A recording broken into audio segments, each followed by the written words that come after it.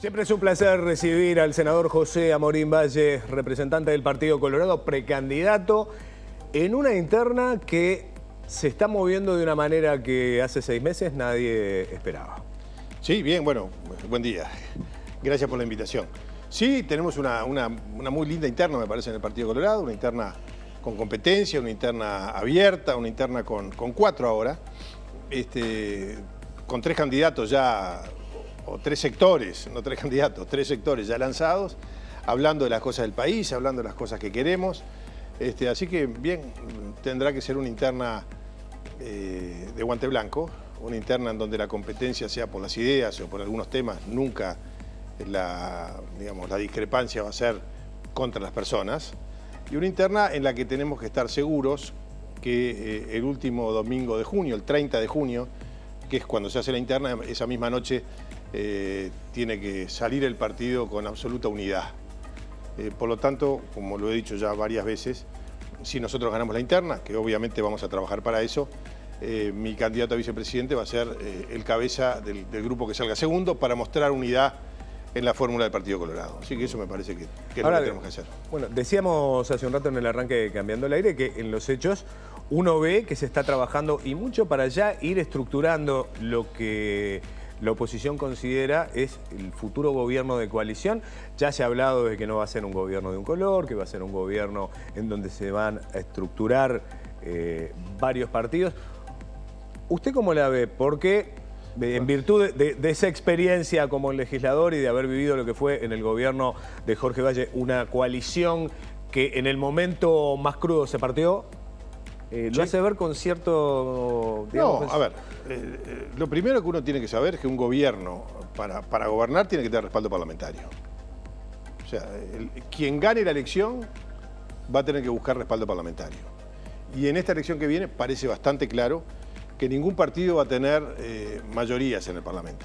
Parece bastante claro, como viene la mano, que ninguno va a tener mayorías. Entonces, un paso previo a ver cómo se arma la coalición es la elección de octubre. En octubre se eligen legisladores y uno sabe cómo va a quedar el mapa político en octubre. Y se eligen los 2 que pasan al balotaje. Nosotros desde el Partido Colorado, por supuesto, si yo soy candidato del partido, voy a tratar de que mi partido esté en el balotaje. Mi obligación. Mi obligación hasta el último domingo de octubre es trabajar para que el partido crezca y estar en el balotaje. Ahora, si estamos en el balotaje, armaremos la coalición con quienes pensemos parecido. Yo creo que el país necesita un cambio importante. Yo creo que necesita un cambio en muchas áreas, en seguridad, sin lugar a ninguna duda, en educación, en inserción internacional, en una cantidad de cosas el país necesita cambios. Y tengo la certeza, porque lo hemos visto en los últimos 15 años, que el Frente Amplio no está capacitado para hacer esos cambios, que sabe que hay que hacerlos, porque lo han dicho, Mujica ha hablado de educación, educación, educación, Vázquez de la ADN de educación, y cuando tienen que enfrentar los primeros escollos no los hacen. Amorín, la economía, sí. ¿Se acuerda de aquella campaña norteamericana? Es la economía idiota, sí, claro. En la época de Bill Clinton. El escenario actual nos pone con un déficit fiscal que enciende las alertas tanto en el gobierno como en la oposición. Sí. Ahora, usted particularmente, si tiene que nombrar un referente económico en el caso hipotético de que le tocara la... Si yo gano, ¿quién es mi ministro de Economía? Julio de Brum. El economista Julio de Brum. Julio de Brum fue a quien Jorge Valle fue a buscar en lo más profundo de la crisis. En el mes de julio del 2002... Sí, estamos hablando de un expresidente del Banco Central. Jorge fue a buscar a 2 personas. Jorge fue para salir de la crisis, para ayudar en el momento peor, donde había que tener coraje para aceptar, donde muchos dijeron yo no voy.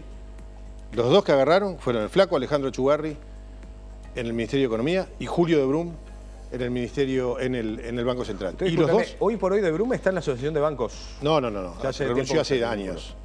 Julio Brum hoy es consultor independiente. Julio estuvo en el Banco Central, fue él conjuntamente con Echeverri y con otros más que se sumaron, entre otros Vito Alfi, fueron los que hicieron el cambio en la economía, los que le pusieron el pecho a las balas en el peor momento y sacaron al país adelante y le entregaron al Frente Amplio un país como el que definió Astori, que dijo que estaba ordenado en todos sus números y que gracias a eso el gobierno podía empezar a caminar bien. Entonces, esa persona, un hombre de 50 y pocos años, un hombre con una experiencia fenomenal, que ha demostrado su capacidad en la cancha, va a ser mi ministro de Economía, el que va a tener que enfrentar una situación compleja cuando agarremos el gobierno, porque como viene la mano, va a haber que hacer algunos cambios también en materia económica. Usted habla de situación compleja. ¿Está de acuerdo con esa idea que planteó la calle Pou en las últimas horas de que a través de una ley de urgente consideración se puede ya hablar de determinados cambios? Se habla fundamentalmente dentro de la órbita del Estado. Yo creo que hay que hacer cambios profundos. Yo creo que el Estado hoy tiene un tamaño mayor al que debería. Por eso el Estado gasta mucho más dinero del que le entra. De eso se trata el déficit fiscal. Y como gastamos más de lo que tenemos, pedimos prestado. Y cuando uno llega a un nivel de préstamos demasiado alto, los intereses son mucho mayores. Es como las familias. Cuando uno agota el crédito entre los que prestan barato, va al prestamista de la esquina y ahí entramos en un círculo complicado. Los países es igual, entonces nosotros tenemos que cuidar eso. Para eso tenemos que hacer un Estado mucho más eficiente, un Estado que funcione muchísimo mejor, sin lugar a ninguna duda. Un Estado más chico, aunque preste mejores servicios. Hoy tenemos un Estado enorme y sentimos que no presta servicios básicos. ¿Estado más chico significa privatizar, Amorín? No significa privatizar. ¿Significa empresas públicas en competencia? Sí, seguramente. ¿Significa Estado mucho más eficiente? Sí. A ver, nosotros tenemos hoy 70.000 funcionarios públicos más, tenemos mucho más policías, tenemos mucho más gente en educación, tenemos mucho más gente en salud y la seguridad está cada vez peor. Y la educación pública no mejora, empeora. Y la salud pública, ahí hay algunos lugares donde tienen un hospital, que tienen un director del hospital que es bueno, que funcionan bien, y otros que funcionan mal. Y la corrupción en ACE explota, ¿no? Entonces, hay que corregir muchas cosas. Hay que corregir muchas cosas. ¿Se puede hacer mediante una ley de urgencia? Algunas cosas sí, sin duda. Algunas cosas sí. En realidad, las leyes lo que tienen que tener es la convicción de la mayoría para votarlas. Todas estas leyes, en un gobierno de coalición que se viene, tienen que ser leyes acordadas. Tienen que ser leyes en las que la mayoría de los legisladores que van a ser de esa coalición estén convencidos de que hay que aprobarlas y por lo tanto aprobarlas. ¿Puede ser ley de urgencia? Sí, señor, puede ser. ¿Puede ser una ley normal que el propio Parlamento le debe velocidad porque necesitamos que se aprueben rápidas? También. Digamos, la forma puede ser cualquiera de las dos. Lo que hay que hacer es, sí, ese primer año hay que hacer muchos cambios, hay que hacer muchas cosas que son, creo yo, ya impostergables para el país. Ahora bien, el funcionamiento de una coalición, por lo menos en la experiencia que tiene este país, sí. Usted me corregirá, yo creo que tiene un buen ejemplo en el segundo gobierno de Sanguinetti con la actitud que asumió Alberto Volonté, quien del primer al último día apoyó al gobierno. Tiene otras experiencias como la del gobierno de Jorge Valle. Ese primer gobierno de Sanguinetti sin Volonté hubiera sido sin duda mucho más difícil. Digo, Volonté en ese aspecto colaboró para que el país pudiera caminar fluidamente. Pero eran coaliciones de dos partidos, sí, ¿no? Ahora, el escenario que se está dibujando, como usted bien dice, habla de una oposición un poco más atomizada y que para llegar a la mayoría va a necesitar una articulación que uno se imagina bastante más compleja. Pero de eso, eso lo vamos a saber el último domingo de octubre del año que viene. O sea, la composición... ¿Pero usted es consciente que ya se está trabajando para esa coordinación? Bueno, es que hay algunos temas en los que todos pensamos parecido. Es más, pensamos parecidos con el Frente Amplio, con sectores del Frente Amplio. Por ejemplo, el cambio de la educación, el cambio que proponían Filgueira y Mir. Nosotros estamos básicamente de acuerdo. Es un cambio similar o parecido, ahora tiene más volumen, al que propone EDUI 21 o al que proponen otros organismos que están trabajando en el tema. El problema es llevarlos adelante. El problema es la convicción para hacerlo. Hay sectores del Frente Amplio que están de acuerdo y hay sectores que están en contra. El doctor Vázquez quería hacerlo. El doctor Vázquez y Mujica quería hacerlo. A los dos se los impidió una cúpula sindical de los profesores de enseñanza secundaria. Es una cúpula, no son la mayoría de los profesores, ni cerca. La mayoría de los profesores quieren los cambios. Pero cuando a Vázquez se le pusieron duros y Vázquez tuvo que enfrentar el dilema ético es a ver si estoy tranquilo y le doy la tranquilidad y seguridad a las cúpulas sindicales o enfrento la situación para salvar a cientos de miles de jóvenes en los próximos 5 años. Vázquez optó por la tranquilidad. Y la educación pública uruguaya es un desastre. Es la más inequitativa, tiene problemas de calidad, tiene problemas de cantidad, tiene problemas de equidad serios que tenemos que enfrentar. Porque en el mundo que se viene, si no tenemos a nuestros jóvenes educados, no tenemos posibilidades. El mundo de la cuarta revolución industrial, en donde la robótica va a pesar, en donde la inteligencia artificial va a pesar, vamos a necesitar gente preparada. Y hoy no la tenemos. Es más, la tenemos inequitativamente preparada. Usted me dirá que capaz que es una pregunta para Julio de Brun, en todo caso. Pero objetivamente, lograr esos objetivos requieren de dinero, requieren de inversión. Sí. Hoy se discute si la promesa de un 6% del Producto Bruto para la educación se cumplió, más un 1% para investigación y desarrollo. Pero objetivamente, el plan que presentó EDUI 21, si uno lo lleva a números, implica bastante más de un 7% del Producto Bruto Interno para llevarlo en lo que presentó en aquel libro que no le quisieron llamar libro blanco, sí, pero que era la presentación de sus objetivos. Cuando uno hace las cuentas dice, esta idea es muy buena, pero lleva una plata que uno se pregunta, ¿de dónde va a salir? Bueno, hay muchas cosas que hay que hacer con eso. Primero, estas reformas no se hacen de un golpe. Porque nosotros, por ejemplo, si el objetivo es que un porcentaje altísimo de los jóvenes terminen la educación media superior, o sexto año de liceo o bachillerato, o sea, los 6 años de liceo.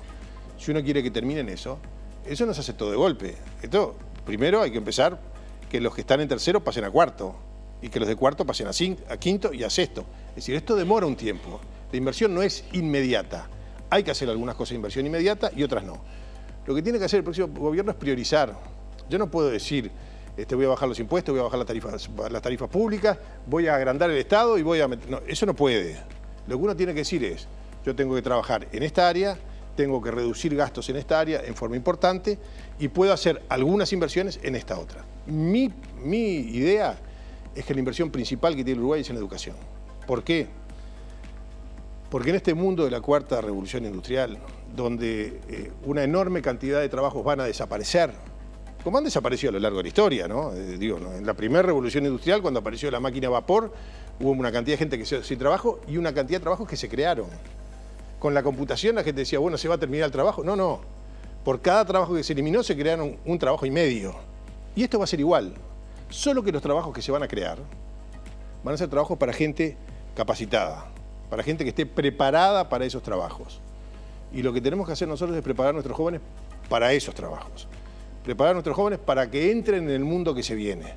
Yo la otra vez estaba en Soca y una señora me decía, ay, nosotros el trabajo que teníamos, yo era telefonista, de aquellas que ponían el cuestión y decía, sí, operadora. La vieja que quería pachera. ¿Qué demora hay a tanto? ¿Sabe cuántas telefonistas había en Uruguay? ¿De operadoras? 5.000. Es un empleo que no hay más. Ese desapareció. Como ese, miles. Ahora, aparecieron otros y otros miles. Bueno, los trabajos que se vienen son trabajos para gente que esté preparada, no para alguien que no tenga ninguna instrucción ni educación. Y en eso es que tenemos que trabajar. Bueno, pero entonces está de acuerdo en que para lograr ese objetivo, la inversión en educación tiene que tener un peso dentro del Producto Bruto Interno superior al que tiene ahora. Bueno, depende de cuánto crezca el Producto Bruto, pero sí, es probable que sí. A ver, yo creo que la inversión que hay que hacer, si a mí me dicen una inversión que hay que hacer en educación, porque creo que en otras áreas que son tan importantes como la educación, por ejemplo la seguridad, ahí no hay que hacer una gran inversión. Ahí hay que mover las fichas con más inteligencia, hay que tener otra actitud, hay que darle otro respaldo a la policía, hay que trabajar mucho más con la justicia, hay que hacer otras cosas donde no se requiere tanta inversión. Si me preguntan a mí si en educación se requiere inversión, seguro que sí. Y seguro que ahí tienen que estar todas las fichas del próximo gobierno, porque de lo que hagamos en educación va a depender el futuro del país. Si nosotros seguimos con una distribución absolutamente... Mire, estamos hablando de terminar sexto año. En Uruguay, jóvenes de 20 años que hayan terminado sexto año, los que hasta los 20 años terminen sexto año, es poco más del 30%. En el quintil más bajo, es decir, en el 20% que vienen de hogares más pobres, solamente el 12% termina a los 20 años sexto año de liceo. Y en el quintil más alto, el 64%, que también es una cifra mala, pero es totalmente inequitativo. Y además la calidad del aprendizaje es mala. Cuando viene la gente de PISA y hace las evaluaciones del Uruguay, la calidad de nuestra educación es mala. Hay muchos de esos jóvenes que pasan tercero y cuarto de liceo que no tienen aptitudes para trabajos prácticos. Entonces, es ahí donde tenemos que enfocar. Si no enfocamos ahí, vamos a ser un país del tercer mundo por mucho tiempo. estas revoluciones industriales, estos cambios tecnológicos, dan enormes oportunidades, si lo sabemos aprovechar. Si no sabemos, se complica. Tengo que terminar y me quiero remitir a una discusión que en los hechos es del siglo pasado. Pero considera que el Partido Colorado superó el enfrentamiento jorgismo-sanguinetismo y básicamente, ¿usted tiene expectativa en que Sanguinetti sea candidato? ¿Cree que Sí, le hace bien? Yo creo que le hace bien al partido, sin duda. Sanguinetti es, sin duda, el líder de su sector. Y a mí me parece que todos los que lideramos sectores, si estamos, es mucho mejor que si se designa otro. Así que sí, a mí me parece que le haría bien al partido y que haría esto de una interna bien competitiva y que naturalmente aspiramos a ganarla. Y lo del principio, el jorgismo y el sanguinetismo. Bueno, yo vengo del jorgismo y algunas diferencias hay, pero podemos trabajar juntos. Hemos gobernado juntos mucho tiempo y seguramente esas pequeñas diferencias de matiz, son superadas cuando hay un interés mucho mayor que es el interés de llevar el país adelante. ¿Y en otras tiendas le preocupan que se logre mantener cierta unidad? ¿En el partido? No, me refiero a cuando usted analiza en general una oposición que a veces muestra chisporroteos. Los acuerdos de la oposición no se tienen que hacer por personas o por afinidades personales, se tienen que hacer por ideas. Si yo no estoy en el balotaje, yo voy a ir para apoyar una cuestión, voy a decir, bueno, en educación queremos estas reformas. Si nos ponemos de acuerdo, vamos adelante y vamos todos juntos. Y nos tenemos que poner de acuerdo. Y yo creo que nos vamos a poner de acuerdo porque en la previa, en esos puntos básicos, casi todo el Uruguay está pensando parecido. Y reitero, no solo la oposición, algunos sectores del Frente Amplio también, lamentablemente son minoritarios y no han podido hacer ninguno de los cambios necesarios para el país.